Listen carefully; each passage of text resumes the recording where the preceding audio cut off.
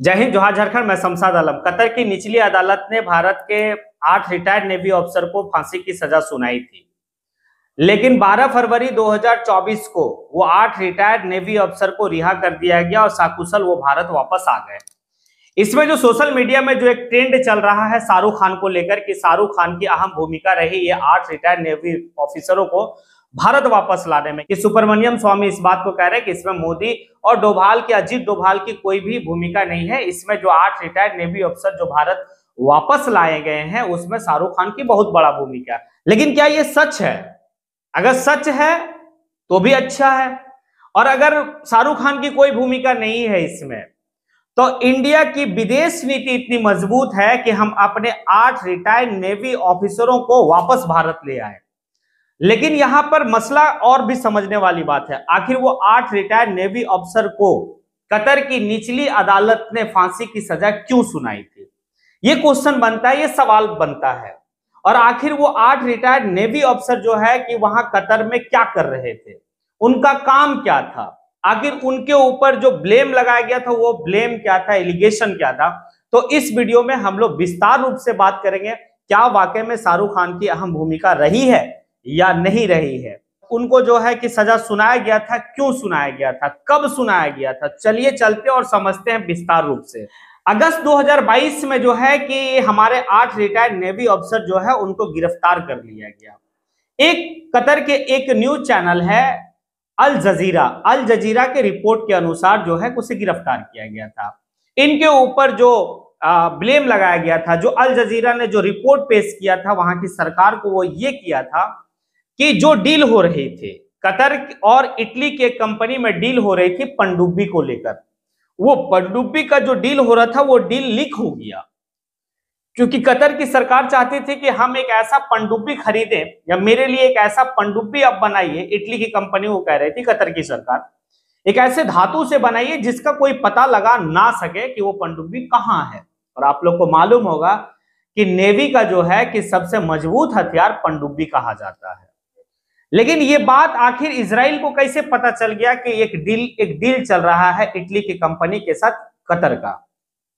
तो अल जजीरा का कहना है कि ये जो टोटल लीक हुआ है, उनका मोबाइल का चैटिंग जब देखा गया, उनका सब चीज जो रिपोर्ट देखा गया, तो पता ये चलता कि वो जो भारत के 8 रिटायर्ड नेवी ऑफिसर हैं वो जो है कि लीक किए इस बात को।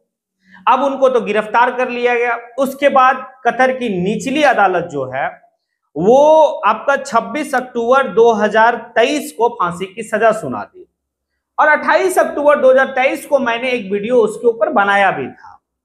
अब फांसी की सजा तो सुना दी, अब लेकिन क्या है कि आखिर ये लोग वहां पे करते क्या थे, सवाल ये बनता है। तो वहां पर ये हमारे 8 रिटायर्ड नेवी ऑफिसर जो है कि अल्देहरा एक कंपनी है वहां पे जो कतर की सेनाओं को ट्रेनिंग दिलवाती है, उसी अल्देहरा कंपनी में, ये अल्देहरा कंपनी ओमान की कंपनी है, उसी कंपनी में जो है कि हमारे 8 रिटायर्ड नेवी ऑफिसर जो है कि ऑफिसर ट्रेनिंग के, मतलब वहां के कतर की जो सेना है उसको ट्रेनिंग देने का काम करते थे।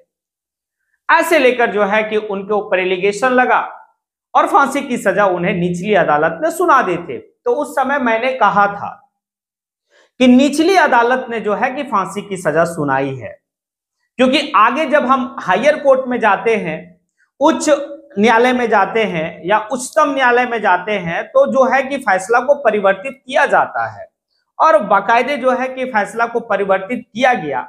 और इसमें जो है कि ट्रेंड इस बात को लेकर चल रहा है कि शाहरुख खान की बहुत बड़ा भूमिका रही, क्योंकि नरेंद्र मोदी साहब जो है देश के प्रधानमंत्री, वो शाहरुख खान को भेजते हैं कतर कि आप जाइए और वहां का शेख से आप बात कीजिए, बात करने के बाद वापस जो है अपने 8 रिटायर्ड नेवी ऑफिसर को जो है कि वापस लेके आइए। और बाकायदे जो है कि 12 फरवरी 2024 को जो है कि हमारे 8 रिटायर्ड नेवी ऑफिसर जो है कि वापस सकुशल सामंगल जो है कि वो भारत वापस अपने वतन लौट गए। अगर शाहरुख खान की भूमिका इसमें है तो बहुत अच्छा है, अगर शाहरुख खान की कोई भूमिका नहीं है तो कोई बात नहीं। हमारे देश की विदेश नीति इतनी स्ट्रांग है कि हम अपने जो है कि 8 नेवी अफसर को सकुशल भारत वापस ले आए। लेकिन एक बात है कि कतर के साथ हमारी संबंध कैसा है, तो एक बात मैं आप लोग को बताना चाहूंगा कि भारत और कतर की संबंध बहुत अच्छा है, क्योंकि वहां की महज कतर की अगर जनसंख्या पे बात करें तो 27 लाख की जनसंख्या है, लेकिन अगर अमीर के मामले में बात करें तो कतर जो है कि चौथा दुनिया का सबसे अमीर देश में गिनती आता है। लेकिन पैसा तो है, लेकिन उसके पास सैन्य सुरक्षा को लेकर बहुत कुछ नहीं है। इसका एक लंबा जो है कि हिस्ट्री है कि पहले जो है कि अरब का देश कैसे कतर के ऊपर जो है कि अपना सेना के बल पे जो है कि उसके ऊपर हुकूमत कर रहा था, फिर आगे क्या क्या होता है, ये सारी बात है। तो चलिए, ये बहुत खुशी की बात है कि हमारे 8 नेवी अफसर जो है कि रिटायर्ड नेवी अफसर वापस वतन लौट चुके हैं। इसमें अगर शाहरुख खान की हाथ है तो धन्यवाद शाहरुख खान साहब, अगर शाहरुख खान की हाथ नहीं है तो भाई फिर जो है कि हमारे विदेश नीति, हमारे देश के प्रधानमंत्री को धन्यवाद कि मैं अपने रिटायर्ड नेवी ऑफिसर को वापस भारत ले आया। इसी के साथ मैं अपनी बात को यहीं पे समेटता हूं। जय हिंद।